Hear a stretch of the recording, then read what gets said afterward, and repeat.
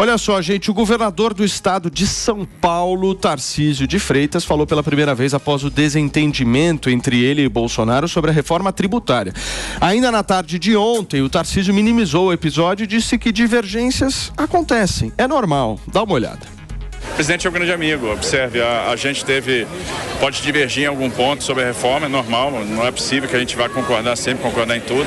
Já era assim quando era ministro, tinha situações que eu discordava dele, procurava assessorar da maneira mais respeitosa e da maneira mais leal possível, sempre tive uma lealdade muito grande. Os pontos que eu tinha colocado sobre a reforma, tinha colocado antes para ele, e tá tudo bem, conversamos, assim, sempre serei leal ao presidente, sempre serei grato ao presidente, sempre terei gratidão, se eu estou aqui eu devo a ele.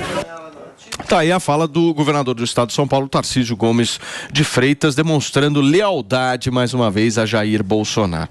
Uma situação difícil a do Tarcísio, né? Porque, ao mesmo tempo, ele tem que se equilibrar ali entre Bolsonaro, uma política mais de centro, tem o Kassab puxando ele para uma outra direção. Como é que vocês veem isso, Dani? Cara, assim, eu acho que... deixa eu só dar uma hora. Nós temos que ir pro break do rádio, é isso, Mary? São 10 horas e 34 minutos, a gente já volta para você que nos acompanha através do rádio.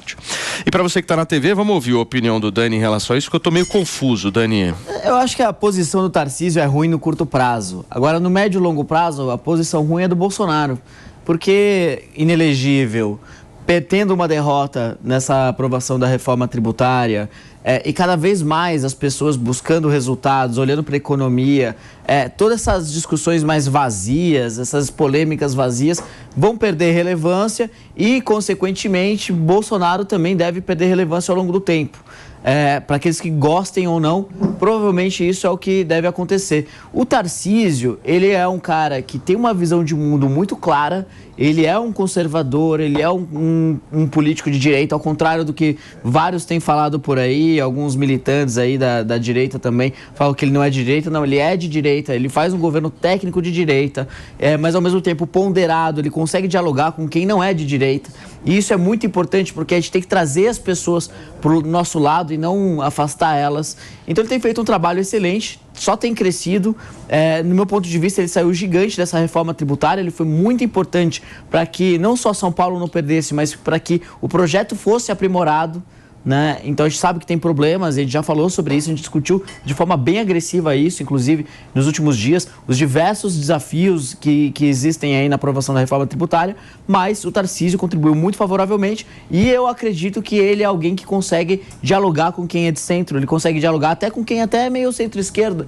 Então isso vai ser importante no futuro, porque eu acredito que ele é o melhor nome do Brasil para uma disputa presidencial 2026. Ô Dani, você está colocando muita pressão no Tarcísio. E é tudo que ele não quer agora, é exatamente essa pressão, porque nós estamos em 2023 e obviamente que hoje, se você pegar pesquisas, ele vai ser o nome mais competitivo para enfrentar o Lula ou qualquer candidato ali da esquerda. Mais que o Bolsonaro, inclusive. Só que eu acho que para o projeto político que ele armou aqui em São Paulo, isso vai ser muito ruim. Eu acho que o Tarcísio talvez ele não queira isso. Você percebe nitidamente que ele está meio se esquivando, obviamente por estar muito cedo ainda e tal, mas eu acho que a reeleição dele aqui em São Paulo pode ser muito mais bem construída do que uma tentativa de ida para Brasília, eu acho. Tem bastante água para rolar, mas eu diria que nessa história, o jogo político tem pelo menos 3 dimensões aí. A primeira delas é a dimensão da agenda. E aí, concretamente, o Tarcísio divergiu do Bolsonaro, né? O Tarcísio apoiou a reforma tributária com mudanças que ele conseguiu articular dentro do texto, especialmente sobre a governança do Conselho Federativo, que era o principal ponto de discórdia, enquanto o Bolsonaro se colocou ostensivamente contra a reforma.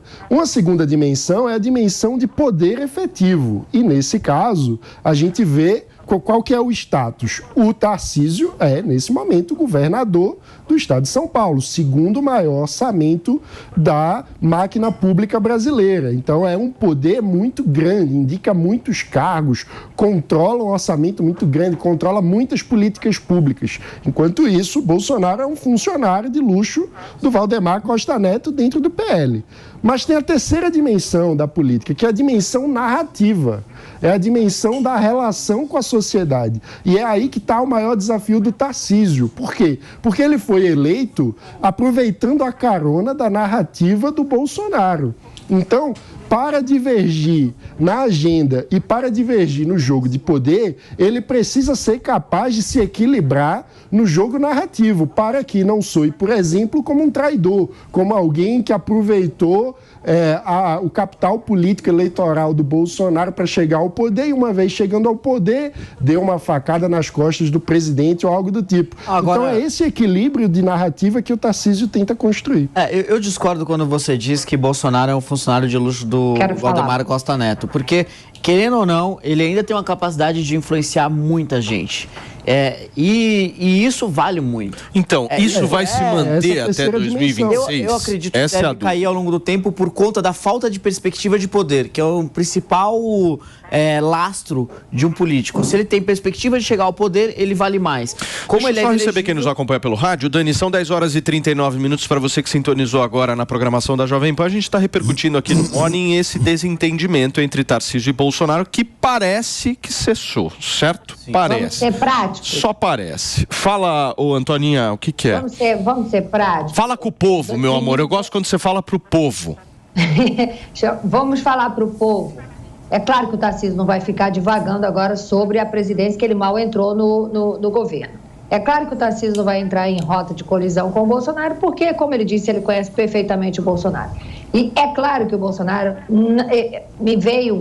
eu fiquei muito triste com aquela reação dele naquela reunião com o Tarcísio do lado, porque me fez ver que o Bolsonaro não aprendeu muito nesse tempo que ele tirou para ficar lá fora, nesse tempo de silêncio dele, porque ele estava dando como ganho, e depois até entender que realmente ele não ganhou, foi difícil a ficha dele cair.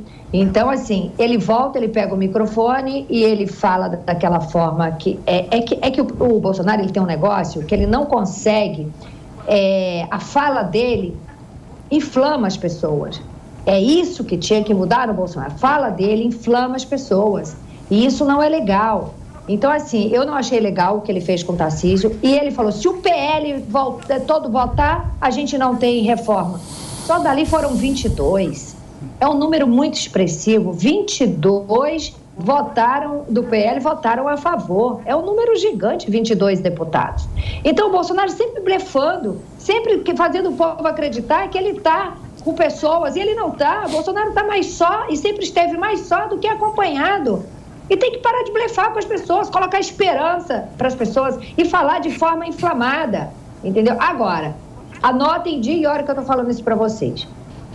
Passarinho Azul me contou Twitter. que vão fazer de tudo para tornar a Michelle inelegível, ponto 1.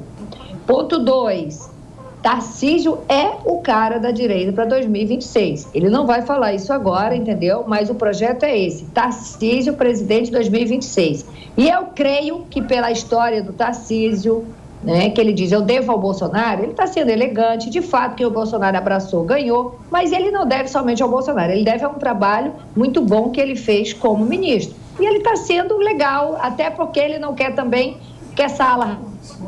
Ele não quer arranjar pra cabeça, né? A Antônia deu uma travada. Vejam só como a Antônia ela fica bonita travada, gente, no telão. Ela fica ótima. Você quer falar sobre isso, Cíntia? Eu vi que você queria falar. Sim, porque eu concordo muito com o que o Dani falou e a Fontinelli também, obviamente. Quando o Bolsonaro se manifesta, ele inflama as pessoas, isso é natural, isso vem acontecendo ao longo dos anos, mas eu acredito que esse último pronunciamento do Tarcísio foi muito coerente. Eu acho que sim, essa lealdade, né, contrariando um pouco do que foi dito, não, ele não parece ingrato, muito pelo contrário. Eu acho que esse discurso dele é muito popular e que chega bem aos ouvidos dos cidadãos aqui em São Paulo e principalmente nos que votaram nele, é sim um discurso coerente, ético e de gratidão. E se tem uma coisa que a gente deve sempre valorizar, é esse tipo de discurso. E me parece muito honesto no momento, por parte do Tarcísio, sem contar que coloca ali sabe, um cessar fogo nisso, não dá armas para o inimigo, e eu acho que segue de uma maneira muito mais tranquila. É a sensação que eu tenho depois disso que o Tarcísio falou. Eu acho que ele foi muito bem. Eu acho que o Tarcísio e o Bolsonaro vão ter vários capítulos e episódios semelhantes a esse que a gente viu da reforma tributária ao longo de todos esses anos até chegar a 2026. Por quê? Porque o Tarcísio, ele pode ser considerado um homem de direita, mas ele mesmo já disse que não é bolsonarista. E no bolsonarismo, e também no petismo, essas ideologias que usam por muitas vezes uma tática de guerrilha, eles têm uma regra básica.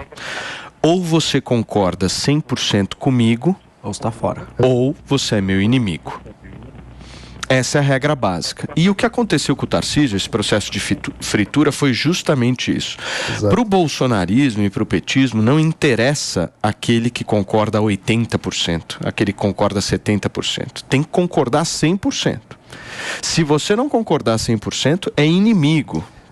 Tem que ser vencido. Essa é uma postura que é muito antipolítica, né? Porque a política é feita de construção, de você agregar pessoas que discordam sobre outros temas, mas que vão ter um momento de convergência para que a pauta consiga avançar. Então a postura do Tarcísio, nesse sentido, é muito mais madura politicamente do que essa postura do bolsonarismo. Com certeza. E eu acredito que, por mais que ele eventualmente não seja um candidato da direita para a presidência da República 2026, ele certamente vai fazer um papel muito importante na definição dos caminhos da direita nas próximas eleições presidenciais. Então eu acho que esse papel é inevitável que está na mão dele.